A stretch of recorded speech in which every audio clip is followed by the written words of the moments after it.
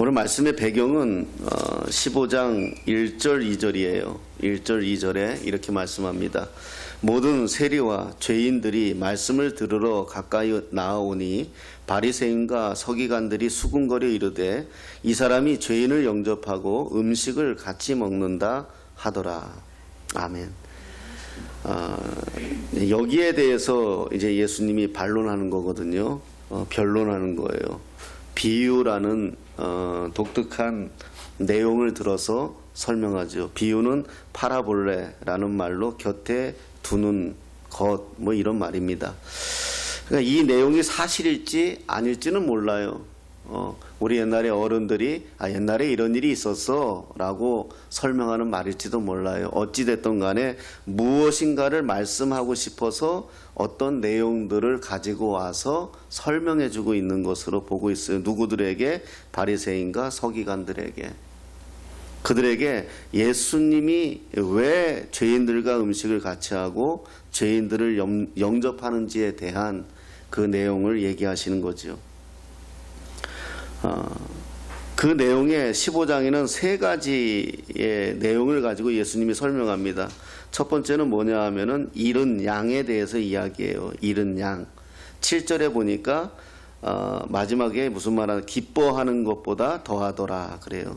잃어버린 양을 찾는 거, 그것이 기뻐한다 이렇게 설명하고 있어요. 잃어버린 양을.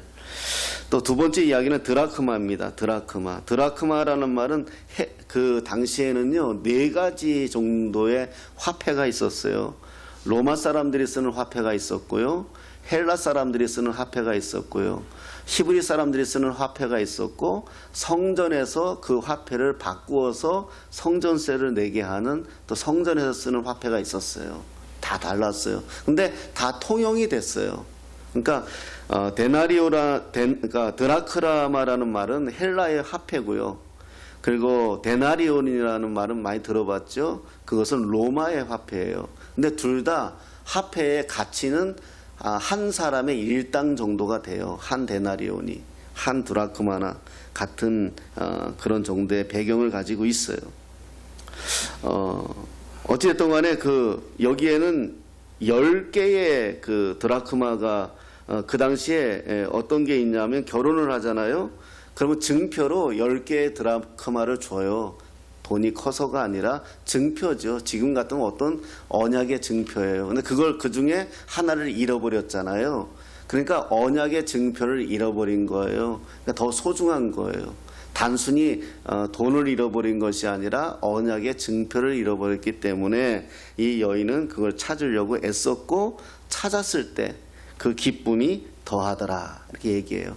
그러니까 오늘 세 가지의 비유를 이야기하는데 찾는 내용이고 그리고 찾았을 때의 기쁨에 대해서 이야기하는 내용이 15장에 나오는 말씀이다라고 볼 수가 있어요. 그리고 이제 우리가 볼 내용이 이제 잃어버린 아들을 찾는 내용이에요. 예.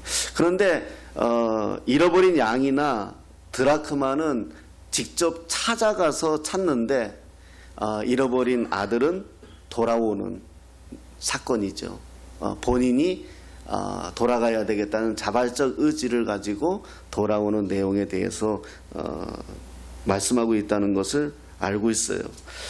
자, 이 아들이 그럼 돌아왔다는 것은 나갔다는 것을 의미하잖아요. 왜 나갔을까? 거기에 대해서 이제 이야기하는 것은 이 아들이 뜬금없이 12절에 그렇게 말해요. 아버지에게 말하되 아버지여 재산 중에서 내게 돌아올 분깃을 내게 주소서 이렇게 얘기해요. 그러니까 유산을 좀 미리 땡겨달라 이거예요. 유산을 좀 미리 땡겨달라.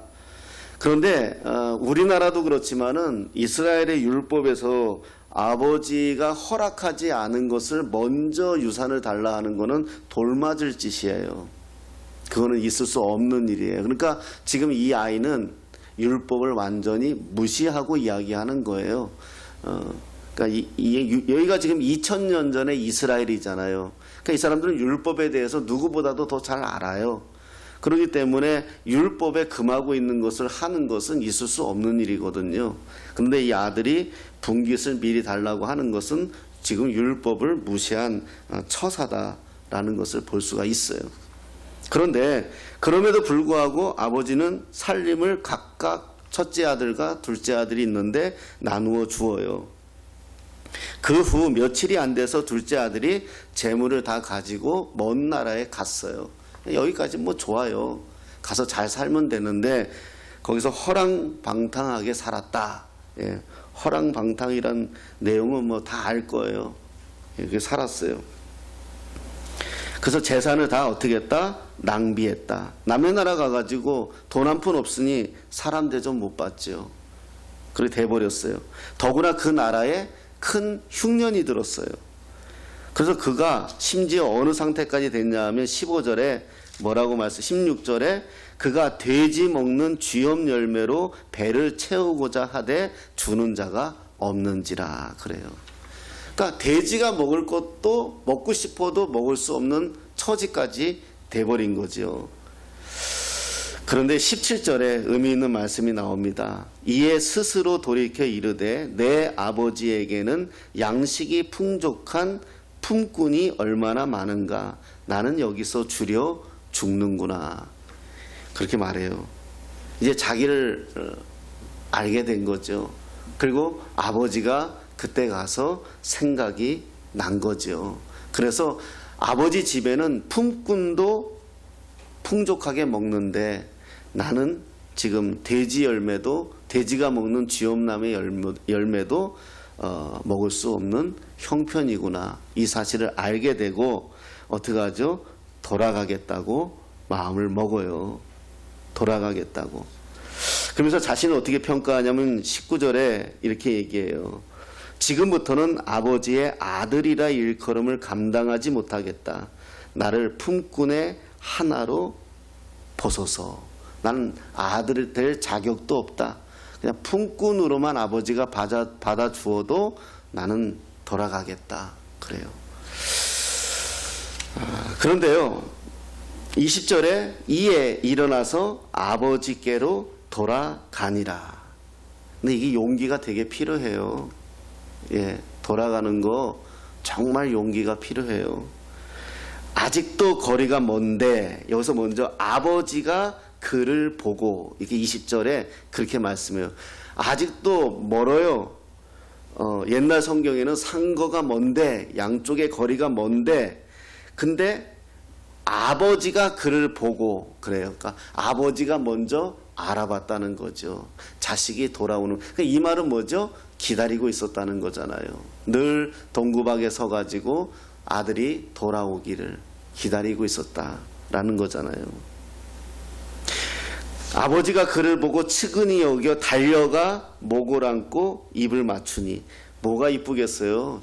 재산 달라 그래가지고 재산 다 줬더니 그거 가지고 가가지고 남의 나라 가가지고 허랑방탕하게 다 탕진하고 거지돼서 돌아오는데 뭐가 이쁘겠어요? 그런데 달려가죠. 여기서 저는 굉장히 은혜를 받았어요. 지금까지 돌아보면 항상 하나님이 찾아오셨어요. 제가 하나님 찾아간 적이 없어요. 나는 그게 아까 그래서 그 말이 용기가 필요하다는 것을 알아요. 하나님께 돌아가는 것도요, 용기가 필요해요. 어떻게 보면 내가 지금 나약해져 있는 거예요. 그리고 나약해져 있으니까 그렇잖아요. 우리 그렇지 않나요? 주머니에 돈이 좀 있고 내가 잘 나갈 때는 사람 만나는 거 두렵지 않아요. 당당하죠. 그런데 내가 좀 상황이 안 좋으면 사람 만나는 거 불안해요. 불편해요. 다 무슨 소리 하면 자랑질하는 것 같고 그렇잖아요. 그런데 돌아간다는 건 굉장한 용기가 필요했고, 가출한 친구들이 집에 돌아가지 못하는 있어요. 터닝 포인트가 있어야 돼요. 돌아가지 못하는 게 바로 이런 연유예요. 집에 돌아가면 좋다는 거 알아요. 아버지 엄마가 무섭긴 하지만 그래도 자기를 받아준다는 것도 알아요. 그런데 가출해 본 사람은 알아요. 가출한 아이가 돌아오는 게 쉽지가 않은 게 그런 마음이 용기예요. 용기가 안 되는 거예요. 다시 맞닥뜨릴 용기가 없는 거예요. 그런데 항상 하나님이 찾아오셨어요. 저도 이 말씀을 준비하면서 돌아왔어요. 2022년도잖아요. 전 제 인생에 2022년도가 올 줄 몰랐어요. 아, 정말요. 아, 이렇게 내가 나이를 먹었구나. 새삼 또 느꼈어요. 어른들한테 죄송하지만은요. 돌아왔어요. 찾아오셨어요. 항상 찾아오셨어요. 제가 죄 가운데 있을 때도 찾아오셨고, 그때는 내가 인지하지 못했죠. 나중에 내가 예수님을 영접하고 인격적으로 영접하고 그분을 다시 내가 성령 안에서 재조명 받았을 때에 그 옛날의 기억들을 되돌려 보니까 계셨어요. 항상 찾아오셨어요. 그 하나님을, 이 말씀을 보면서 많이 생각했어요. 그를 보고 측은히 여겨. 지금도요, 우리 주님은 저를 측은히 여겨요. 여러분을 측은히 여겨요. 이 세상 살아가는 거 쉽지 않잖아요. 주님도 아세요. 이 땅에 살아보셨잖아요. 배도 고파봤어요. 배신도 당해봤어요. 가장 사랑하는 사람한테. 예수님 아세요. 우리들의 처지, 상황 아세요. 배신당하면 얼마나 아픈지 아세요. 배고프면 무화과 나무를 저주할 만큼 배고픔이 얼마나 힘들다는 걸 아세요. 예수님이 십자가 지시기 전날 밤에 우리가 성찬식을 했지만은 그 성찬의 자리에, 유월절 만찬의 자리에 하이라이트는 뭐였어요? 떡과 포도주지만 사실은 뭐냐 하면 예수님이 제자들의 발을 씻기는 거예요. 왜 씻길까요? 아시죠? 내가 이제 십자가에서 당하시고 하늘나라 가면 이 제자들이 이 땅에서 덩그러니 남고 다 어떻게 돼요? 요한만 남고 다 죽어요. 비참하게 죽어요. 아이러니예요. 그런데 우린 또 그렇게 비참하게 죽는데도 우리 예수 믿잖아요. 예수 믿으면 복 받는다고 얘기하는데 그 복을 잘 알아야 돼요. 그 제자들은요, 예수님의 제자들 12명 중에 11명 다 죽어요. 베드로 같은 사람은 일설에 십자가 거꾸로 매이기도 하고요. 도마 같은 제자는 인도까지 와가지고, 그래서 인도에 토마스라는 성이 많아요. 그게 신라시대에 우리나라에도 들어왔다라고 이야기는 하는데 정확하지는 않아요. 어찌됐든 간에 신라시대의 그 유물들 중에 십자가 비슷한 거, 익투스, 물고기 비슷한 것들이 나와서 근거를 삼기는 해요. 다 죽어요. 그 제자들을 알잖아요. 제자들은 몰라도 예수님은 알잖아요.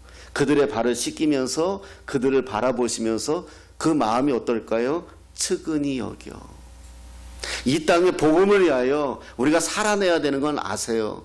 우리가 복음을 위하여 전도하고 선교하고 때로는 우리 선교사님들이 목숨을 바치면서까지 선교하는 거, 그것이 얼마나 복되고 하나님의 영광이라는 걸 알아요. 그들이 천국에서 받을 상급은 상상할 수 없다는 것을 알지만 이 땅에서 그들이 겪어야 될 환난과 고난을 아세요. 측은히 여기요. 저는 지금도 한 번씩 그냥 제가 혼자서 이렇게 고백하는 기도가 있어요. 키리에 알레이션이라고 해요. 키리에 알레이션. 주여 나를 불쌍히 여기소서. 불쌍히 여기소서. 저를 불쌍히만 여겨주시면 돼요. 예. 세상에서는 불쌍히 여기면 안 되겠죠. 세상 사람들이 나를 불쌍히 여기면 안 되겠지만 주님은 나를 불쌍히 여기셔야 돼요. 측은히 여겨. 달려가서 끌어안고 측은히 여겨. 그리고 중요한 게 23절에 송아지를 끌어다가 잡으라. 저는 이 송아지에 또 초점을 맞췄어요. 왜 송아지일까? 소면 소지. 그러면 제가 고기를 좋아해서는 절대 아니에요. 송아지 고기가 맛있어서 그랬는지 모르겠지만 송아지를 끌어다가, 그러면 얼마 만에 돌아왔을지는 자세히 모르지만 아들이 송아지가 어느 정도 자라면 또 다른 송아지를 준비할 거 아니에요. 그 아버지의 마음.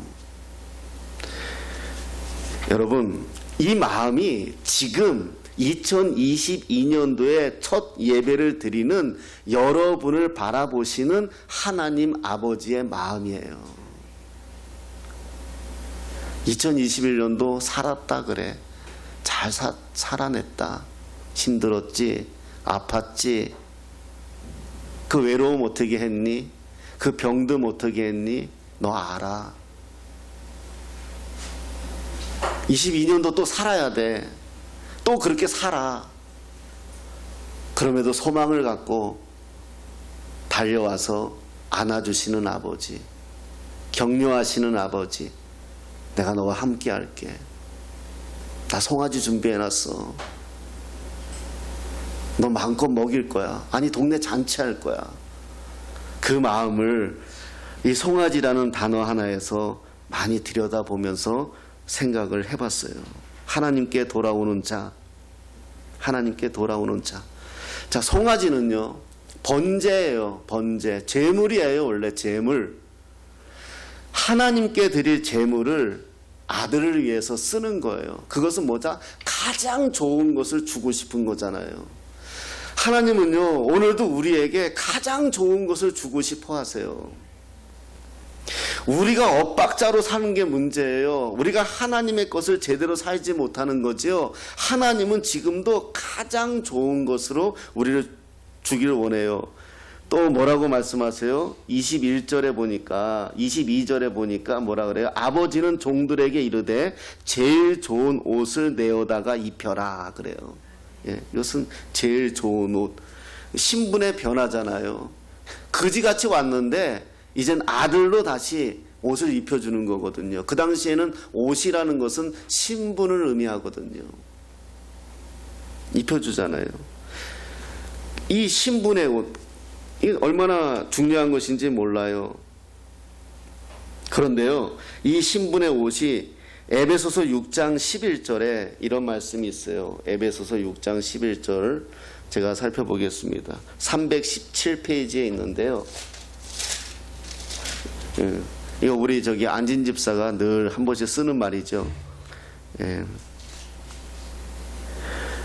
마귀의 관계를 능히 대적하기 위하여 하나님의 전신갑주를 입으라.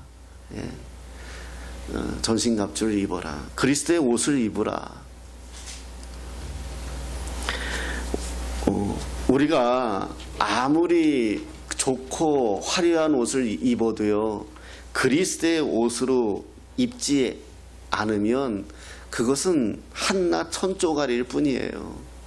그리스도의 옷으로 입어야, 그리스도가 나를 대신해야 우리가 살아가요. 다시 돌아온 아들에게 신분의 회복으로 옷을 입히는 것, 가장 좋은 옷을 입히는 것. 우리가 이 시대에 가장 좋은 옷은 무엇입니까? 예수 그리스도예요.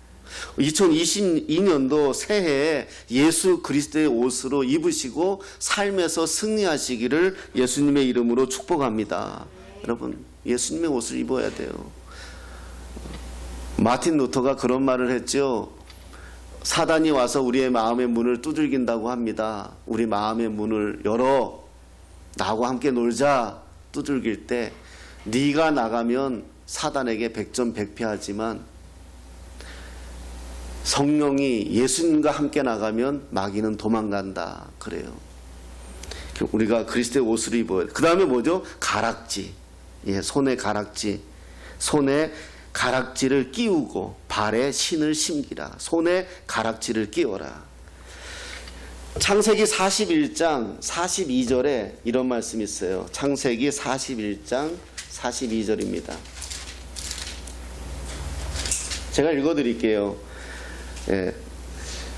자기의 인장 반지를 빼어 요셉의 손에 끼우고 그에게 세마포 옷을 입히고 금 사슬을 목에 걸고, 요셉의 손에 끼우고 인장 반지를. 왜죠? 41절에 너를 애굽 온 땅의 총리가 되게 하고 그래요. 그러니까 당시의 반지는, 지금의 반지는 뭐 그냥 이렇게 약속의 반지, 언약의 반지, 뭐 이런 반지 의미가 있지만은 2000년 전에 이스라엘 사람들에게 반지는 내 아들이라는 증표예요. 이 아이가 분깃을 받아가지고 집을 나갔다는 것은 동네 사람들이 다 알아요. 그래가지고 그 아이는 돌아오면 받아주지 않는 게 율법이에요. 그런데 그것을 무시하고 옷을 입히고 반지를 다시 낀다는 것은 이제 내 자식이야, 건들지 마, 이렇게 하는 거예요. 이 아이를 건드는 건 나를 건드는 거야, 이렇게 되는 거예요. 여러분, 이 말씀에 신나지 않습니까? 사단은요, 우리를 건들 수가 없어요. 우리에게 건드는 척하는 거지 우리를 어찌할 수 없어요. 우리의 마음을 뒤집어 가지고 우리 스스로 망가뜨리는 거지 무너지는 거지 사단은 어찌할 수 없어요. 왜? 우리에게 그리스도의 언약의 반지가 끼워져 있거든요. 건들 수가 없어요. 요한계시록에는 뭐라고 말씀하세요? 우리 이마에 성령의 인침을 받았거든요. 사단은 알아요. 그게 우리의 능력인 거예요. 우리의 반지를 끼워주고 내 자식이라는 거. 여러분 옛날에 배너라는 영화 보셨잖아요. 배너라는 영화 보면 이 노예가 그 함선의 사령관의 목숨을 구해주자 그 사령관이 자기가 죽을 것 같으니까 반지를 빼서 이 배너에게 끼워주거든요. 그러니까 이게 신분의 상징이에요. 그럼 자기 아들이라는 거예요. 한순간에 노예에서 배에서 노젓는 노예에서 한순간에 사령관의 아들이 된 거예요. 오늘 우리의 신분이 그렇다는 거예요. 이 땅에서 우리가 피곤하게 살고 지치게 살고 힘들게 살지는 몰라요. 그러나 하나님이 보실 때 저와 여러분들의 신분은 뭐다? 내 아들이에요. 내 것이에요. 이 말씀이 우리들에게 힘이 돼야 돼요. 돈 몇 푼에 우리가 내 마음이 흔들릴 이유가 없어요. 사람들 말 몇 마디에 우리 마음이 무너질 이유가 없어요. 왜? 하나님이 너를 내 것이라고 하는데요. 내 자식으로 인정하겠다는데요. 동네 사람들이 너를 비난할 거야. 너를 무시할 거야. 그래도 너는 내 아들이야. 이렇게 말씀하시는 거예요. 그리고 마지막에 뭐라고 얘기합니까? 발에 신을 신기라. 우리 발에 신의 사건 하면 딱 나오죠. 누가 기억나야 돼요? 성경을 좀 읽은 분들은 모세가 기억나야 돼요. 모세가 동족을 죽이고 도망갔잖아요. 왕자의 신분에서 처갓집에서 처가살이 하면서 장인 이드로 양 쳐주는 삶으로 전락해버려요. 하루아침에. 당시에 애굽의 왕자는요, 상상할 수 없는 신분이에요. 그런 신분이 자기 동족을 힘들게 하는 모습으로 죽이고 애굽의 병사를 죽이고 도망갔잖아요. 하루아침에 목동이 된 거잖아요. 그 나이에. 그때의 떨기나무에서 불은 이 중동 지역은요, 뜨거운 바람이 불면은요, 잎사귀끼리 지들끼리 이렇게 부딪히다가 불이 붙어요. 종종 있는 일이에요. 그래서 나무에 갑자기 불이 붙어가지고 훅 타고 없어지는데 이 나무는 떨기나무가 요만해요. 요만해. 근데 계속 타고 있는 거예요. 이상하잖아요. 그러니까 거기에 이끌림을 받아서 모세가 갔는데 들려오는 소리가 뭐예요? 자기 마음에 들려오는 소리가 네 신을 벗으라라는 거예요. 신을 벗으라는 거예요. 무슨 의미일까요? 여긴 거룩한 거, 하나님은 거룩한 거기 때문에 네 신을 벗으라는 의미도 있지만 저는 이렇게 이해해요. 여러분 신은 뭐예요? 신이 주인이 아니에요. 내가 주인이에요. 신은 내가 가는 대로 가는 것 뿐이에요. 내가 나쁜 길로 가면 신도 따라가야 돼요. 내가 좋은 자리에 가면 그 신도 좋은 자리에 따라가야 돼요. 내 마음대로 내 인생을 살았다는 거예요. 내가 좋은 데 따라갔는데 알고 봤더니 좋은 데가 아니었고요. 내가 좋은 사람인 줄 알고 만났는데 알고 봤더니 아니었고요. 그랬는데 이제는 뭐다? 네 의지대로 가는 인생이 아니라 내가 가자고 하는데 함께 가자. 그게 난 신의 의미라고 생각이 돼. 신을 벗으라는 거예요. 이제 네 뜻대로 살지 말고 내가 너를 불렀으니까 내 뜻대로 살라는 거예요. 이 아들은 돈이 좀 있으면 남의 나라 가서 잘 살아서 남들한테 버젓한 인생이 되고 싶었던 것 같아요. 그래서 자기 의지대로 갔어요. 망했죠. 거지됐죠. 돌아왔어요. 이제는 네 뜻대로 살지 마. 아버지하고 함께 하자. 그 말인 것 같아요. 여러분 우리가 21년도에 우리 뜻대로 어떤 걸음을 걸어서 실수한 거나 무너진 것이 있다면 돌이키십시오. 그리고 이제는 주님과 함께 걷는 방법을 배워야 돼요. 그게 동행이에요. 그런데 어떻게 동행합니까? 눈에 보이지 않는데 하나님과 어떻게 동행합니까? 어떤 아이가 저한테 그렇게 묻는데 솔직한 물음이에요. 어른들은 그렇게 묻지도 않아요. 괜히 물으면 또 괜히 또 자기의 무식함이 또 드러날까 봐 그런지. 어떻게 동행해요? 그래서 제가 늘 쓰는 말이 있어요. 어렸을 때, 저는 어렸을 때 그 기억이 너무 좋아요. 훈아, 콩나물 사와. 그러면 이제 100원짜리 하나 들고 좋잖아요. 그러면 내가 콩나물 사러 가게방에 갔다가 돌아올 때까지 뭐에 이끌려서 가는 거예요? 엄마가 콩나물 사오라는 말에 이끌려서 갔다 온 거예요. 그러면 내가 엄마하고 같이 간 건 아니지만 엄마의 말씀으로 같이 갔잖아요. 그게 동행이에요. 오늘도 하나님이 말씀하시잖아요. 하나님의 말씀하시면 그 말씀대로 순종하고 사는 게 동행이에요. 말씀이 함께 할 때 하나님이 나에게 하신 말씀이니까 나와 지금 함께 하는 거예요. 그럼 하나님이 지켜주시겠죠. 하나님이 책임져 주시겠죠. 그걸 우리가 믿는 거죠. 2022년도는 우리가 그리스도의 말씀으로 우리의 의지대로 사는 것이 아니라 순종하는, 동행하는 그런 한 해가 되시기를 예수님의 이름으로 축복합니다. 말씀합니다. 뭐라고 말합니까? 큰아들이 있었잖아요. 큰아들이 갑자기 속상하죠. 생각해 보세요. 어떻게 교회도 보면 그래요. 막 열심히 하는 분들이 있잖아요. 교회에서 최선을 다해서 늘 열심히 하는 사람이 있는데 말도 안 되게, 말도 안 듣는 게 하나 이상한 게 하나 갔다가 돌아오면 막 교인들이 막 좋아하고 최선을 막 하면 이러면 도대체 나는 뭐야? 그런 생각 들 때도 있을 것 같아요. 어찌됐든 간에 큰아들이 있었어요. 큰아들은 속상하죠. 아니 재산 반이나 가지고 다 허랑방탕하게 쓰고 돌아온 자식 위에서 옷을 입히고 가락지를 신기고 신을 신기고 잔치를 하고 동네에 기분 나쁘죠. 아버지한테 말하는 거죠. 그 기분 나쁨을 그대로 얘기하는 거죠. 아버지가 뭐라 그래요? 아버지가 이르되 예 너는 항상 나와 함께 있으니 내 것이 다 내 것이로되 네 동생은 죽었다가 살아났다. 내가 잃었다가 얻었다. 우리가 즐거워하고 기뻐하는 것이 마땅하다. 살면서 혹시 하나님의 말씀대로 살지 못할 때 있어요. 살면서 혹시 우리의 의지대로 살면서 실패할 때 있어요. 그때 우리가 할 수 있는 최선의 방법은 이 아들처럼 돌아오는 거예요. 주님께 다시 돌아오는 거예요. 그러면 주님이 어떻게 하신다? 즐거워하신다. 기뻐하신다는 거예요. 정리하겠습니다. 서기관과 바리새인들이 왜 예수란 사람은 죄인들하고 먹고 마시며 함께 하느냐라고 할 때 바로 이걸 이야기하는, 하나님이 진짜 찾는 사람은 누구냐? 바로 잃어버린 양과 같은 자, 잃어버린 드라크마 같은 자, 잃어버린 아들과 같은 자, 다 너희들이 잃어버린 사람들 아니냐? 그 잃어버린 사람들이 돌아올 때 하나님은 가장 기뻐하시기에 나는 그들과 함께 먹고 그들과 함께 하는 것이다 라고 이야기하는 것입니다. 이게 교회에, 이 시대에 우리 교회에 주어진 과제이지 않을까 싶어요. 2022년도 다시금 하나님께 돌아갑시다.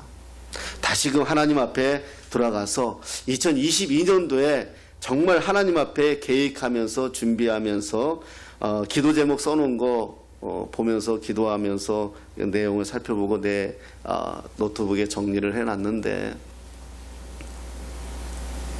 그 모든 것들이 하나님께 이루어져 갈 수 있도록 우리가 할 수 있는 일은 뭐다? 하나님의 마음에 돌아가서 하나님의 마음에 합한 자가 되어서 하나님이 저와 여러분들을 바라보시면서 즐거워하시는, 기뻐하시는, 또 하나님이 우리를 측은히 여기시는 그 마음만 하나가 된다면 2022년도는 분명하게 약속하신 소망의 말씀들이 그대로 이루어질 줄을 믿습니다. 그런 한 해가 되시기를 예수님의 이름으로 축복합니다.